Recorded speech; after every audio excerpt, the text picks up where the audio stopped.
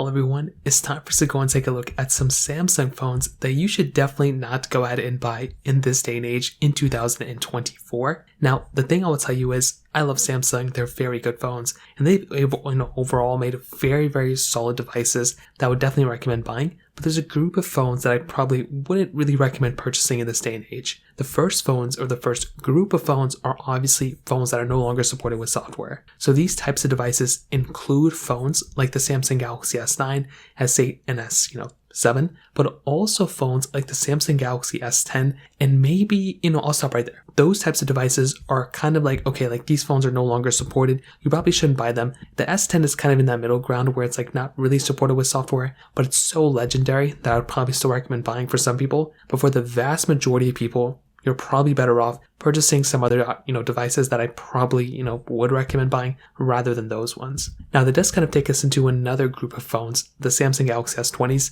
Just last year, I was still a fan of these particular phones, but in this day and age, as of right now, I probably wouldn't recommend purchasing these particular phones. Now, the reason for this, the Galaxy S20, S20 Plus, and S20 Ultra, is because of the software. These phones are just no longer supported with software, and because of that, it just makes a less and less sense to purchase devices like this, because you are just so much, better off purchasing iPhones that are still supported with software, purchasing devices that are still supported with software. Things like the Samsung Galaxy S23, S22, and maybe even the S21. Now, another group of Samsung phones I would recommend buying are any of the Z Folds or Z Flips that aren't supported with software, but maybe also even some of the Z Flips and Z Folds that are supported with software. In my opinion, if you like the folding mechanism and the flipping and all that, then go for it. But there are significantly better phones that might be better for you than these particular phones. Now, the reason I say that is because phones like the Samsung Galaxy, Z Fold 5 or whatever, the latest one that just came out, that phone isn't as good as the Samsung Galaxy S23 Ultra, but the Z Fold 5 is more expensive than the S23 Ultra. So why would you even buy that phone? And by the time that the S23 Ultra is a couple months old, that's when the Z Fold 5 comes out, and then that also means that with the Z Fold 5, that's a more expensive phone